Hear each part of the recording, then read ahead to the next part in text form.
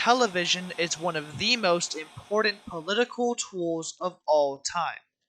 There are millions of Americans in the vicinity of a television at any given moment. In any modern political campaign, this widespread tool is used to campaign for your candidates, spread your views, and convince voters of your beliefs. Unfortunately, it's rather difficult to spread political ideas to children through television.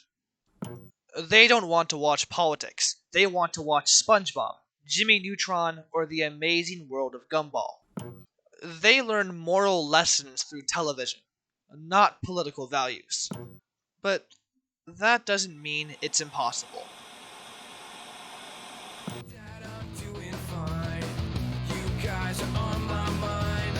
You asked me what I wanted to be, and now I think the answer is plain to see. I wanna be famous. Total Drama Island is an animated Canadian TV show whose premise is rather simple. Take one of the most popular reality TV shows of all time and parody it. The resulting show is grotesque, childish, and only occasionally funny. Despite its obvious flaws and significant shortcomings, it has cemented itself as a cornerstone of my childhood.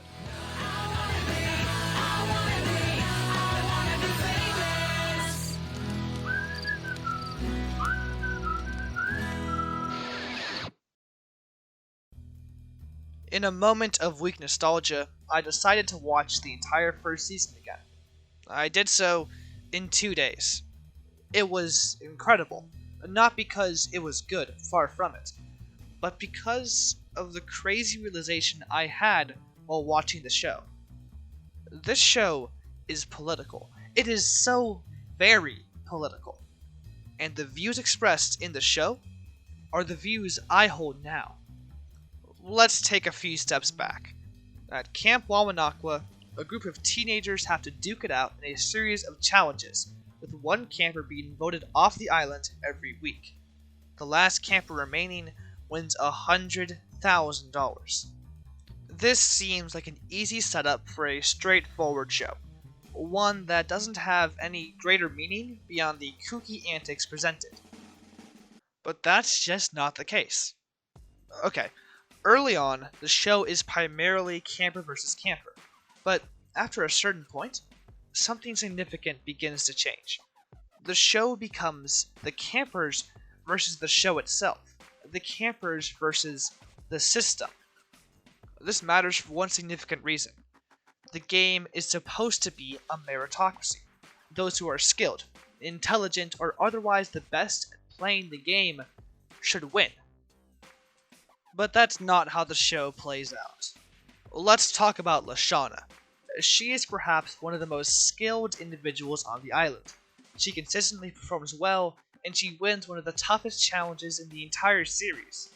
The log rolling bear challenge. It's hard to describe. But what happens to her? The producers throw her off for a bogus reason. The previously voted off campers have to pick who gets voted off that week, but they misinterpret the instructions. Instead, they seemingly vote for the person they admire the most, and that person, for many of them, is Lashana. Alright, so if the skilled players don't win, if they get actively screwed over by the system, then perhaps it's the opportunistic or the intelligent players who win instead. Heather is perhaps the smartest and most cold-hearted player. She backstabs her friends to get ahead and constantly takes advantage of people. But in the second to last episode, Heather loses a challenge and gets kicked off the show. She performed the challenge, but they kick her off because she didn't say she accepted the challenge before she performed the challenge. It's bogus. It's stupid. And it's something that Heather holds a grudge about for the rest of the series.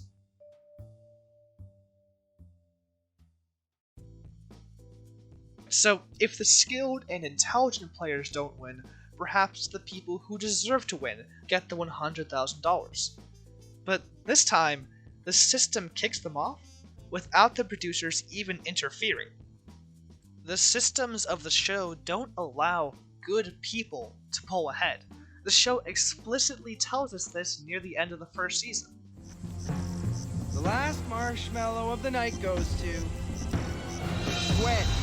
Jeff, it's time for you to go, bro. What? Are you guys all crazy? Jeff is the nicest guy in the world. Yeah, bingo, sister. As if Heather could defeat Nice. The power of nice is huge, and we're not worried about you in that department, Gwen.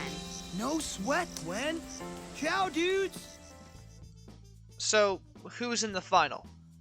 There's apathetic Gwen and stupid Owen. I don't like Owen. He wins through dumb luck. He has none of the traits a meritocracy values. He shows occasional bravery, but he is easily one of the weakest contenders for the $100,000. And the creators of the show know this. But there was only one winner. Owen, the youngest of three brothers and a hardcore underachiever, turned out to be the surprise champ. Without much knowledge, ambition, fitness, or even charm, he ended up with one massive prize.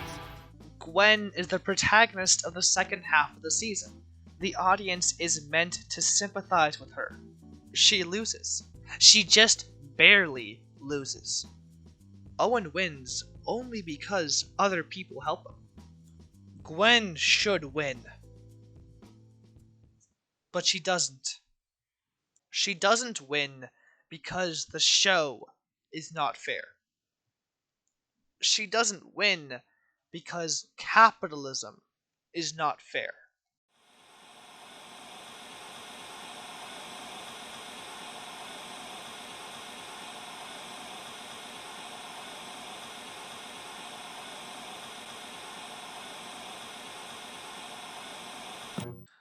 I think you understand where I'm going with this.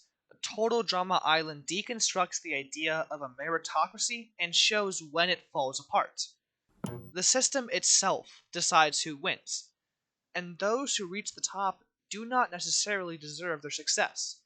It does not reward the skilled or intelligent worker. It rewards those who the system likes. This show's depiction of capitalist ideals failing influenced the way I've always thought about the meritocracy present in the United States. It's not skill that gets you to the top. It's where you're born. It's your inherited wealth. It's your goddamn luck.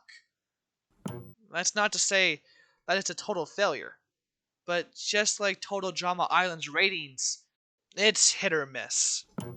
If the meritocracy is a lie, then the American dream, the idea that anyone can achieve anything through hard work, is also a lie. I've internalized the failure of the American dream since I was a child, ever since I watched that damn show. Total Drama Island depicts the inherent flaws in the American system. Total Drama Island shows how those with power determine who gets to win. Total Drama Island represents the death of the American dream. Oh, you're doing it. Says who? Says me. I'm not losing this challenge because you got your hair did, you spoiled little daddy's girl. Back off, ghetto glamour too-tight pants wearing rap star wannabe. Mall shopping, ponytail wearing, teen girl reading, peeking in high school prom queen. Well, at least I'm popular.